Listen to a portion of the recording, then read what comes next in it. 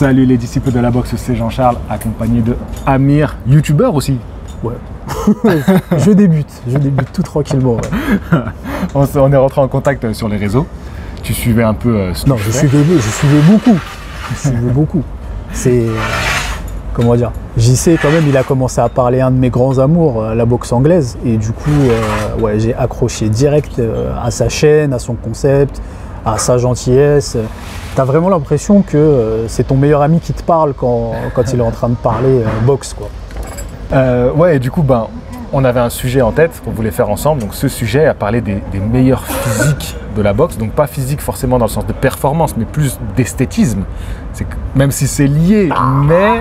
Tu vois, il y a débat déjà. Ah oui, parce que pour moi, tu vois, c'est là la différence. C'est que, comme je le disais dans ma première et seule vidéo, en fait, où je parle beaucoup où je fais justement un entraînement, ouais. Tu vois, pour moi, tu as deux catégories de personnes.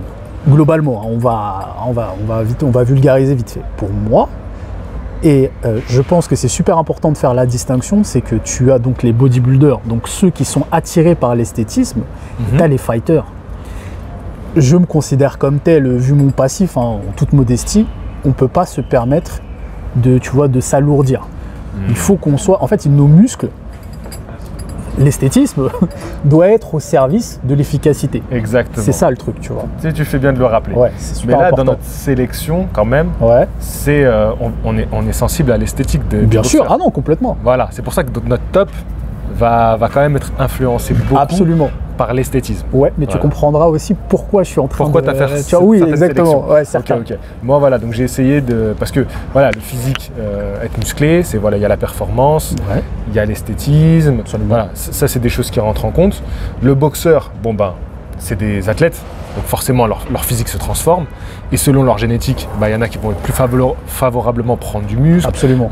D'autres qui vont avoir des désavantages physiques. Voilà, après, quand on rentre vraiment dans le milieu du bodybuilding, on connaît un peu tout ça, tu vois. C'est comme ça qu'on juge un peu les différents physiques. Ouais. Et donc du coup, chacun on a fait notre petite sélection, en sachant que y a les catégories de poids dans la boxe, donc forcément ça filtre un petit peu, parce qu'il y a des boxeurs, comme ils vont devoir être très secs, peut-être ça va les rendre visuellement plus beaux, que les poids lourds, ils vont pouvoir un peu plus, pas forcément chercher à perdre un maximum de gras. Pour moi, c'est ça. Pour moi, perso, hein, je te dis, enfin, je veux pas faire le mec qui fait des raccourcis, mais pour moi, avec la liberté qu'ont les poids lourds, en gros, tu vois, par rapport à leur poids, moi, je trouve ça vraiment impressionnant, un poids lourd qui est balèze.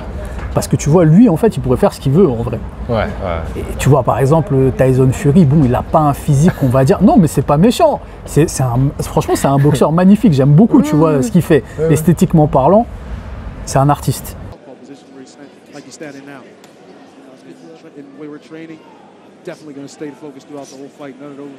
Mais c'est vrai que physiquement, quand tu le vois, tu sais, c'est comme à l'époque de Fedor dans le MMA, on disait ça pourrait être ton boulanger, tu vois. Quand tu vois Andy Ruiz aussi. Quand tu vois, tu pourrais te dire c'est le mec qui taffe au kebab du coin, tu vois, sans être méchant. Mais au tacos du coin. Au tacos du coin, j'avoue. Tu peux respect, s'il te plaît. Je suis trop old school avec les kebabs. Mais c'est vrai que ouais, quand tu vois certaines personnes du top, tu te dis ah ouais. T'imagines si tu les vois en vrai? Oh mec. Mais je pense que même, on dit ça, mais en vrai, ils sont très impressionnants. Ouais, mais oui. Parce que c'est quand même des... Voilà, je dis pas le contraire. C'est ça, mais imagine... Non, alors c'est ça le truc. Imagine une masse, genre compacte, genre dessinée et tout. Tu sais, t'imagines le taf. Mais justement, donc là, on revient sur leur génétique. Est-ce qu'eux, ils pourraient vraiment devenir des athlètes dessinés comme certains grands athlètes qu'on a vus? Sans prendre de produits frérot, non, mais le problème, on n'abordera pas ce sujet. Hein. je ne sais pas de quoi tu parles. Non, en vrai, je pense sincèrement que oui, bien sûr, il y a la génétique. Il y a toujours la génétique, c'est clair et net. Mais est-ce qu'il y en a qui se permettent pas des libertés au lieu justement de se cramer, tu vois, de s'entraîner vraiment Comme tu me disais tout à l'heure en aparté, c'est une question d'hygiène de vie. Exactement. C'est juste ça. Bah, moi, je pense qu'on voit quand même la différence d'hygiène de vie entre un Tyson Fury et un Deontay Wilder. Tu vois ce que je veux dire? On a fait une très grosse intro du coup. Hein, mais avec moi, c'est toujours ça. C'est un truc de fou. Hein. Mais c'est incroyable. C'est pardon. C'est de ma faute. C'est moi qui fais ça. Ils auront déjà écrit tout leur top 5 là, le temps qu'on commence le nôtre. C'est de ma faute. Allez, vas-y. Alors moi, je mets lui, vas-y. Si vous n'avez pas mis lui, vous êtes vraiment des ouf. Non, mais avec moi, mec, ça peut tellement durer des heures. J'en ai marre. Alors moi, ma sélection, vas-y. Je vais mettre du plus petit poids au plus lourd. Mon top 5. Ça marche. Ok. Donc, vas-y, je te laisse commencer ton premier que tu donnes. Ouais, alors moi, j'ai des mentions spéciales. Mon top 5, mais moi, dans mon top 5, c'est que des lourds. D'accord. Donc du coup, voilà. Vas-y, commence le premier. Je vous coupe en pleine vidéo. Les gars, je vous invite à nous rejoindre pour un stage de boxe qui aura lieu le 24, 25 et 26 septembre. Ça sera à Toulouse au Boxroom. Vous pouvez contacter Glory. Vous vous souvenez de Glory, c'est avec lui que je suis parti à Cuba. Et en fait, c'est lui qui va mener le stage pour nous apprendre la boxe cubaine. Vous pouvez participer au jour que vous voulez, à l'horaire que vous voulez. Contactez Glory, posez-lui toutes vos questions. Donc ça sera le 24, 25 et 26 septembre. N'hésitez pas à nous rejoindre, d'accord? Voilà, maintenant je vais vous laisser reprendre la vidéo. Je vous mets en lien de quoi contacter Glory et le Boxroom directement pour vous inscrire. N'hésitez pas à nous rejoindre, hein. Je compte sur toi. Et maintenant, je vous laisse regarder la fin de la vidéo. Et s'il te plaît, essaye de deviner quel va être le numéro 1 de Amir et mon numéro 1 du top physique de boxeur. Allez, bonne vidéo. Excuse-moi. En 5e position. Du mec le plus balèze de la boxe. Ouais. Moi, j'ai mis David Haye. David Haye. Ouais, en 5e position à l'époque des mi-lourds. Parce que, laisse tomber. Parce que en plus, il a fait la couverture de magazine de bodybuilding. David Haye, c'était abusé. The Haymaker. Physique de malade. Du coup, moi, je l'ai mis aussi. Ouais. Donc, écoute, on va le dire. Je le dis maintenant, pas grave, je passerai au prochain pour le plus petit poids. Ouais. David Haye, je l'ai choisi chez les lourds légers. Ok. À cette époque-là. En mi-lourd, donc. En lourd léger. C'est pas la même chose, mi-lourd et lourd. Non, mi-lourd, c'est 79 et lourd léger, c'est moins de 90. C'est juste avant les velours. Cette époque-là, surtout, je l'ai sélectionné parce que il faut savoir que c'était un top modèle. Et en fait, je pense que ça l'a influencé aussi dans sa manière de faire du sport. D'accord. Et je pense qu'aussi, il a développé son corps parce que c'était son outil de travail pour la boxe, mais aussi en tant que modèle. Et donc forcément, moi je pense qu'il y a un truc où peut-être tu développes ton esthétisme différemment quand tu vises que la performance ou quand tu vises à être beau sur des photos. Mais tu sens que c'est un mec frais, tu vois, c'est un mec qui aime, Et donc moi je l'ai classifié chez les lourds légers. Yes. Voilà. En 4e position. Anthony Yarde. Anthony Yarde. Franchement, des épaules immenses. Le gars, vraiment, il est taillé comme un coffre-fort. Franchement, un physique impressionnant. Ouais. Moins connu quand même que... Et lui, pour le coup, ce qui est très impressionnant, parce que je l'avais mis aussi, ouais. donc voilà, on se rejoint. Anthony Yarde, je l'avais sélectionné, donc lui, c'est les mi-lourds, donc moins de 79 kg. Et c'est d'autant plus impressionnant que pour moi, ce mec, je me demande à combien il est sur le ring, tu vois. Tellement il est regonflé, parce que forcément, il a ce qu'on appelle le cutting dans la boxe, c'est-à-dire qu'on perd beaucoup d'eau, principalement, pour faire le poids le jour de la pesée, en sachant qu'on a 24 heures pour se réhydrater avant son combat, voire parfois plus, parce que des fois, les pesées sont en début d'après-midi, voire parfois même le matin dans certains pays, donc tu peux avoir plus de 24 heures pour te réhydrater. Et lui, c'est très très impressionnant, la masse physique qu'il a. Je vous mettrai des photos. Moi je pense qu'il est sur le ring à proche des 90 kg. 90 kg, facile. Mais après, lui, clairement, c'est génétique. Ouais. Tu pourras mettre un insert du physique ou pas? Ouais, je vais mettre les photos. Clairement, lui, c'est génétique et il réussit ses cuttings. Ça se voit. Ça se voit parce que quand il arrivait sur le ring, mon gars, non, vraiment, moi, ce qui me choquait chez lui, c'était ses épaules. Ouais. Je me disais comment il arrive à tenir sa garde sans être congestionné comme ça. Franchement, lui, c'était vraiment... J'ai vu des mecs avec des grosses épaules, hein, mais lui, c'était quand même impressionnant. 3e position. Vladimir Klitschko. Vladimir Klitschko. Parce que lui, en plus, il est super équilibré. Hein. C'est genre épaules, bras, pec. Et lui, lui, pour le coup, ce qui était vraiment impressionnant, c'est qu'il était in shape toute l'année. J'ai vu des photos de lui en vacances. Même encore aujourd'hui. Même encore aujourd'hui. Alors qu'il est à la retraite depuis 2017. 2017, il était déjà en retraite. Déjà. Ouais, et déjà, il était en retraite depuis 2 ans, je crois, avant qu'il boxe. Et du coup, non, il est très impressionnant. C'est un mec qui reste dans une condition physique exceptionnelle. Fou. Performant aussi sur le ring parce que ça a amené à être l'un des plus longs règnes de l'histoire de la boxe poids lourd. Ça. Donc ça veut dire que, parce qu'encore les boxeurs qu'on a cités avant sont des champions, des très bons boxeurs, mais Vladimir, on est dans une autre planète. On fait partie des mecs qui ont écrit l'histoire de leur catégorie. Vraiment, tu vois. Et avoir un tel physique, être aussi performant, voilà, ça forge le respect.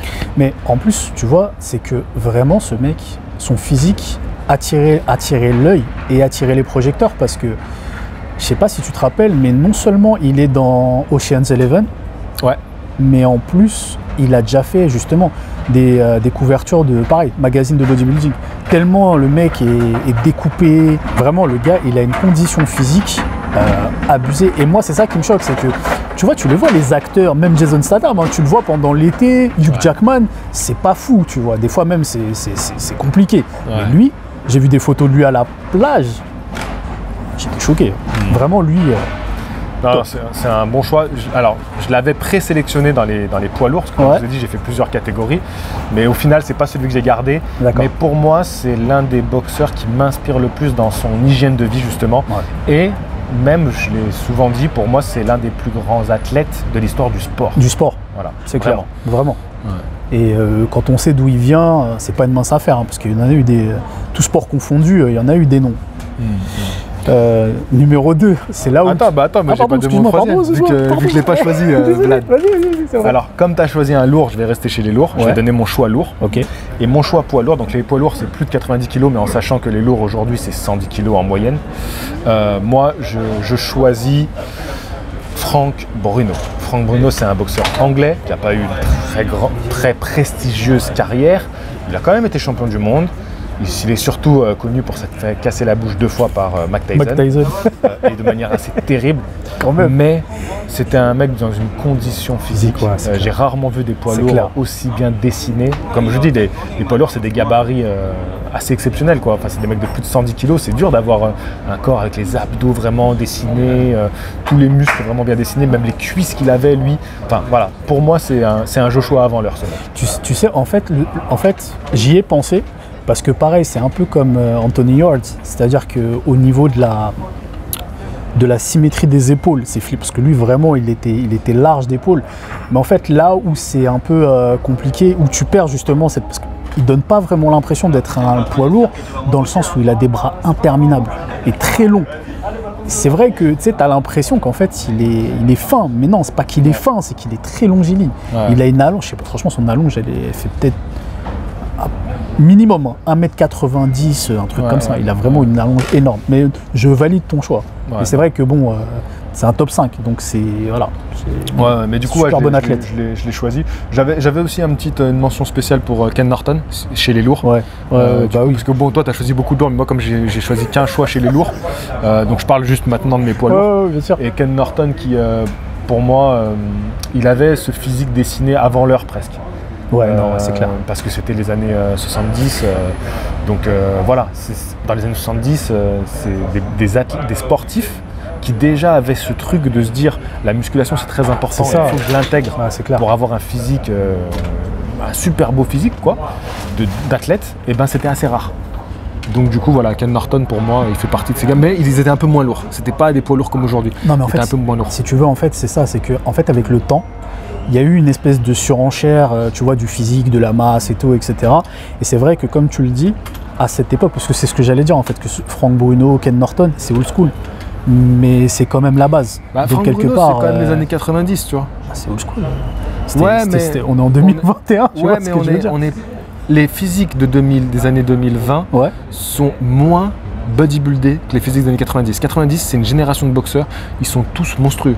Ils sont grands et taillés, tu vois. Aujourd'hui, il y en a quand même moins. Si tu regardes les poids lourds, tu prends le top 20 des poids lourds et tu prends le top 20 à l'époque des années 90, tu verras quasiment tous. Ah non, mais j'ai pas dit le ils ont ce côté bodybuilding. Non, alors que c'est moins dans les années 2000 qui sont plus des poids lourds naturels que tu verras qui sont un peu trapus, parfois un peu gras, tu vois. Les physiques ont vraiment changé. Et les années 90, c'était limite un âge d'or des stéroïdes, un âge d'or des mecs bien dessinés. Salopard. Hey, t'as glissé ça. Non, mais il faut le dire, c'est quand même fou qu'on ait une période d'une décennie où les mecs sont tous trop bien dessinés pour des poids lourds. Voilà. Mais bon, c'était l'alimentation à l'époque qui était mieux, parce qu'après, la pollution, tout ça. C'était les débuts de la créatine. Non, tu connais rien, toi. Donc voilà, j'ai fini sur les poids lourds pour moi, parce qu'après j'aurais plus de poids lourds. T'as plus de poids lourds. Ouais, donc en deuxième position. D'accord, donc toi c'est des autres catégories. J'ai fait à chaque fois un choix pour des catégories. Pas de soucis. J'ai choisi 5 boxeurs dans 5 catégories différentes. D'accord, bah là moi mon numéro 2, je pense que ça va te surprendre, c'est Anthony Joshua. En numéro 2, ouais. Donc numéro 2, Joshua. J'aurais imaginé que tu aurais pu le mettre en numéro 1 parce que tu m'as dit que ton numéro 1 c'est un lourd. Et j'ai du mal à imaginer un lourd. Parce que Joshua, voilà, je ne l'ai pas choisi, j'ai choisi Ken Norton. Pas Ken Norton, j'ai choisi Frank Bruno, qui est aussi un Anglais et qui est beaucoup comparé au Joshua et beaucoup comparé à Frank Bruno. Parce que voilà, au niveau du physique, il lui ressemble. Mais donc pour moi, on compare Joshua à Frank Bruno, c'est pour ça que j'ai choisi Frank Bruno en numéro 1, tu vois. J'ai respecté cet ordre-là. Mais Joshua en numéro 2, je me demande bien qui va être en numéro 1. Mais énorme, Joshua, énorme. Après, Joshua, franchement, je pense qu'il n'y a pas grand-chose à dire sur lui. Hein.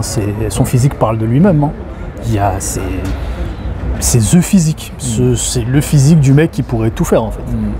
Il a tout. Abdos, pec, il est dessiné à l'année, il a une bonne hygiène de vie, ça se voit. Non, il est monstrueux. Ça se voit. Et puis c'est un athlète. T'as vu comment il boxe, je sais pas. La seule fois où ils ont dit que les gens il avait un peu pris du poids, enfin de la masse contre Andy Ruiz dans les combats où il se fait taper. Mais même là, moi je trouve qu'il est. Ça reste. C'est des détails quoi. Mais il reste hyper bien dessiné, hyper. Voilà. Non, il est très très impressionnant. Et ça, c'est aussi une génétique incroyable. C'est ça. Franchement, comme ça, grand, massif. Non, franchement, le mec. Parce que déjà, quand tu le vois aux Jeux Olympiques 2012, il est déjà hyper impressionnant. C'est ça le truc. Mais c'est limite, tu te demandes, mais pourquoi il est pas dans un autre sport en fait. Tu vois, pourquoi il fait pas, je sais pas, du sprint. Après, il a réussi dans la boxe. Hein. Non, mais je dis pas le contraire. C'est l'image de la boxe aujourd'hui. En fait, il me fait un peu penser à ces Américains qui étaient forts dans plusieurs sports. Tu sais, t'as beaucoup de mecs au lycée, à l'université, genre ils étaient forts en football, ils étaient forts en basket, ils étaient forts en lutte, et puis tu sais, ils ont dû choisir un sport parce que dans un sport, ils étaient plus forts que dans un autre.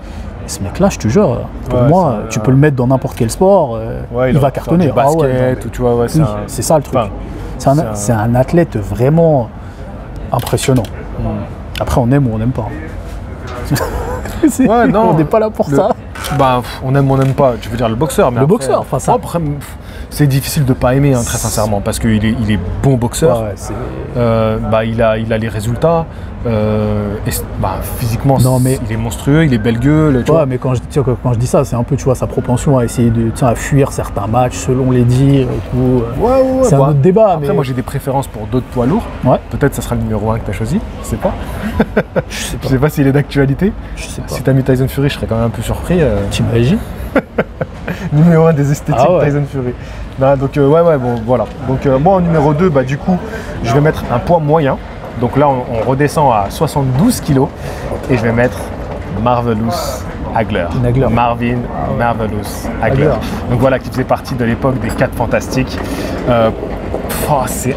C'est le premier boxeur qui m'a marqué enfant quand je l'ai vu.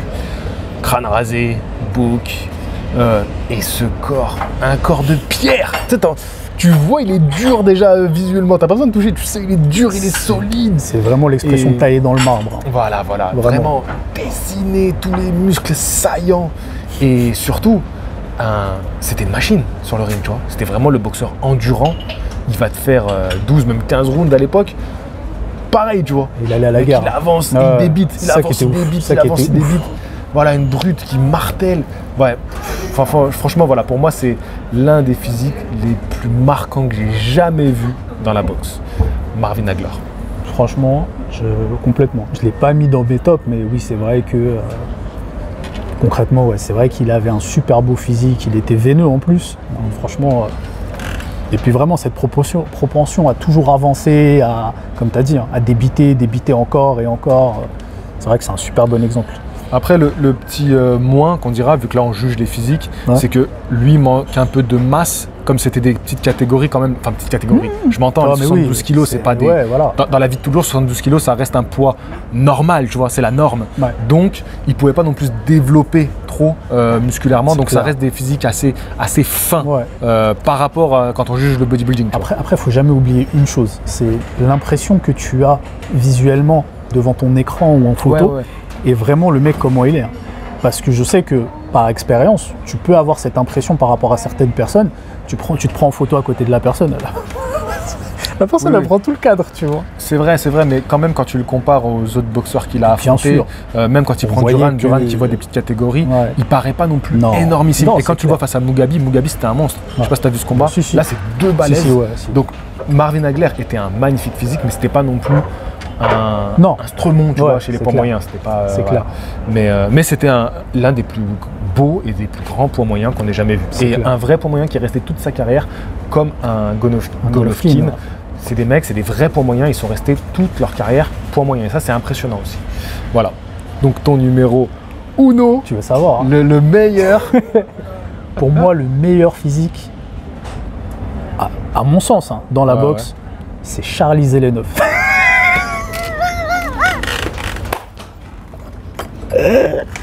Ah putain. En plus, je pourrais même pas le défendre, tu vois. Il est même pas beau gosse, ni rien, tu vois. Il y a rien. Il y a rien pour lui. Non, c'est pas bien. Faut arrêter de se moquer de Charlie. Voyons. Mais où est-il? Arrête. Non, plus sérieusement, le numéro 1, eh ben, il a cassé la gueule à Charlie. Ah ouais, Ouais. Bah, tu vois, je l'ai pas dit tout à l'heure. Ouais, mais me je doutais que t'allais sais, le mais mettre. je sais. Pour moi, franchement, et c'est pour ça que j'ai fait la petite aparté sur au service du fight. Ouais. Pour moi, le numéro 1 en termes de beau physique, franchement, c'est Deontay Wilder. Mais pourquoi je te dis ça? Parce que Ok. effectivement, ce mec, tu n'as absolument pas l'impression que son physique l'handicape. Et il faut savoir deux choses. Je vais donner deux chiffres qui sont super importants. C'est que, pour rappel, hein, Deontay Wilder fait 2,1 m avec une allonge de 2,16 m. Donc ça veut dire ses bras, je pense qu'il pourrait toucher, tu vois, le truc là-bas. Mais pourquoi je dis ça? Parce que hier, donc, je regardais les photos et c'est là, en fait, si tu veux, où j'ai changé mon top 1 et 2, parce qu'à la base, pour moi, c'était Anthony Joshua le premier. Franchement, Wilder, si tu ramènes ces segments sur, on va dire, des dimensions un peu plus standards, il est énorme. Il a des trapèzes énormes, il a des beaux pecs, il a des bons bras. Malgré le fait qu'il soit super tatoué, moi je vous invite à bien regarder Deontay Wilder, comment il est fait, et vous verrez qu'il a un physique de malade, hein. Vraiment. Il donne l'impression d'être filiforme, mais il est costaud, il est super costaud, vraiment. Franchement, mec, pec, trapèze, épaules, abdos, non, il est super balèze, mais comme il est, tu sais, c'est comme tu disais tout à l'heure, j'ai oublié son nom, c'est celui qui a des épaules énormes et de très longs bras. Franck Bruno. Franck Bruno, c'est pareil. Il te donne l'impression qu'il est maigre. C'est pas du tout le cas en fait. C'est qu'il est très balèze. Et ouais, bah écoute, premier choix de Deontay Wilder. Alors je sais pas si tu te souviens, j'avais fait une vidéo qui avait très bien marché à l'époque où ma chaîne était encore toute petite sur le physique idéal du boxeur. Et j'avais dit que pour moi, Deontay Wilder représentait ce physique idéal. Parce que pour moi, il avait tous les avantages pour la boxe en fait. Voilà, tous les avantages pour la boxe. C'est un immense athlète. Moi, il m'impressionne énormément. Je regarde beaucoup les entraînements qu'il fait. Donc, lui et Chris Eubank Jr., tu vois, voilà, qui est pour moi la référence que je veux atteindre absolument. Et après, pareil, en termes de... Je le mettrai pas dans mon top 5 parce qu'en termes de volume, de muscles dessinés, même si il est optimal, sa génétique ne fait pas que ça sort du lot, tu vois.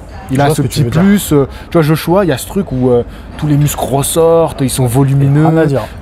Deontay Wilder, il a quand même pas de jambes, il a des jambes très fines. Ouais, mais non mais oui, je vois ce que tu veux dire. Il manque ce volume. C'est-à-dire si on devait le juger sur une scène, il y a des handicaps, tu vois, quand même. C'est vrai. Tu vois, si on le juge sur une scène, on le met en slibard, Ah, tu vois ce que je veux dire? Joshua, excuse-moi, mais la jambe, c'est mon corps, tu vois. C'est clair.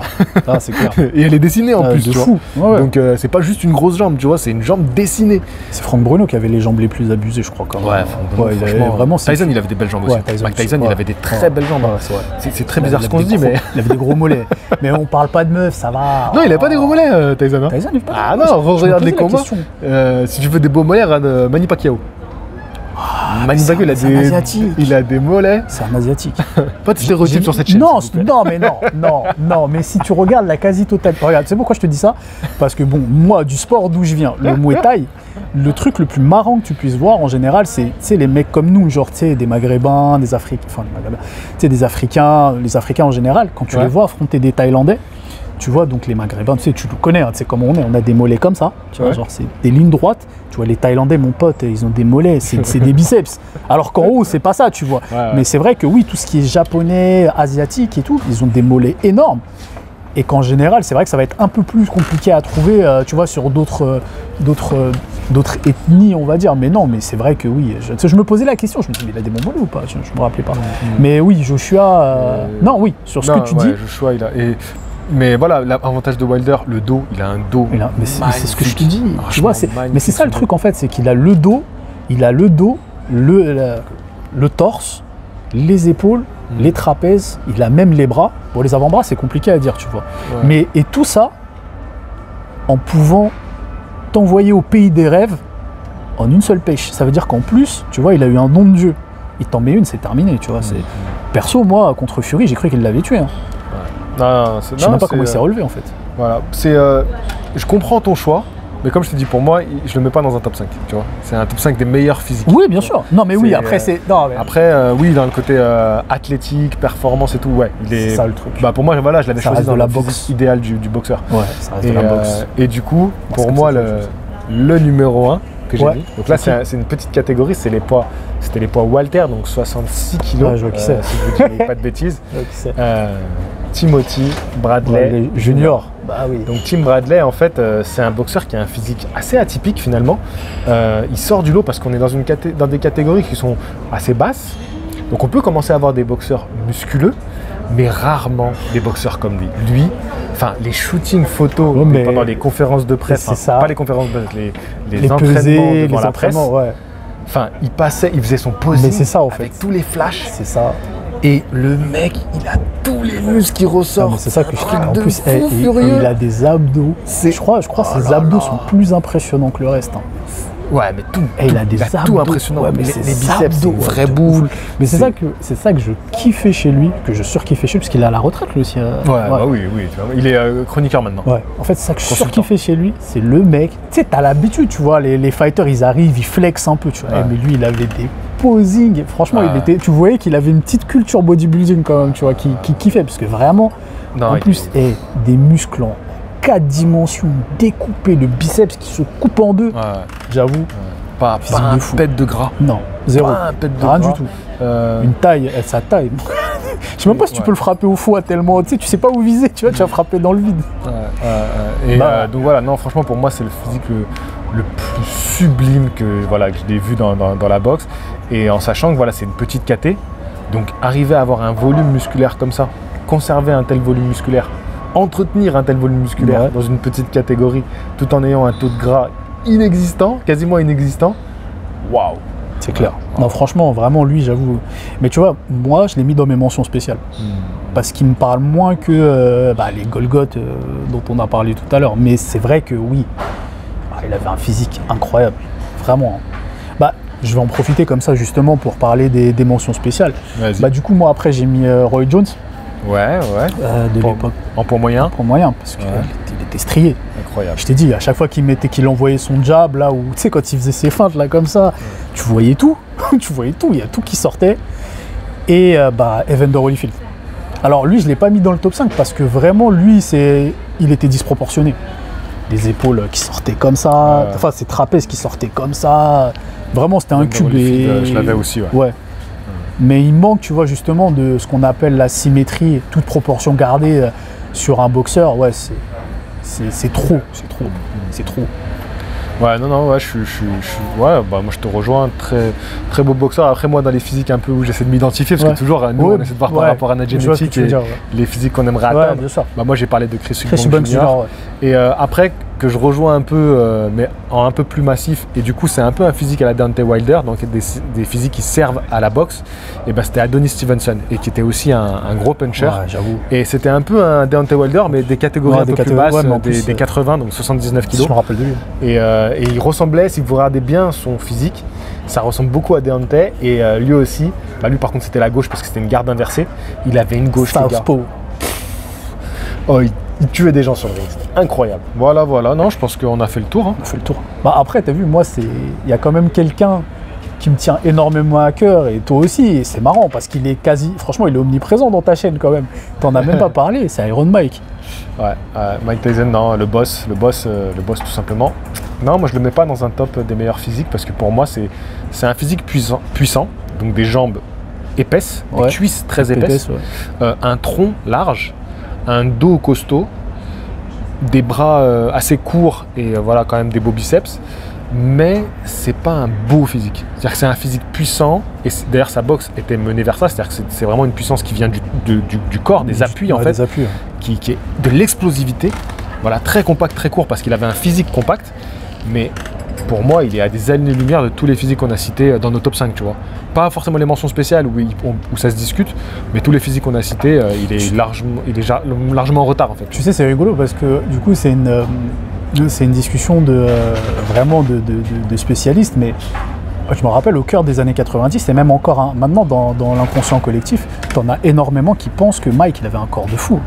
Alors oui, alors tu peux citer dans les années 90, je sais pas si tu as vu la vidéo que j'ai faite où je retrace son physique, l'évolution, oui, bien sûr. Et quand il sort de prison, là quand il sort de prison, là il a un corps de bodybuilder, les épaules sont rondes, oui.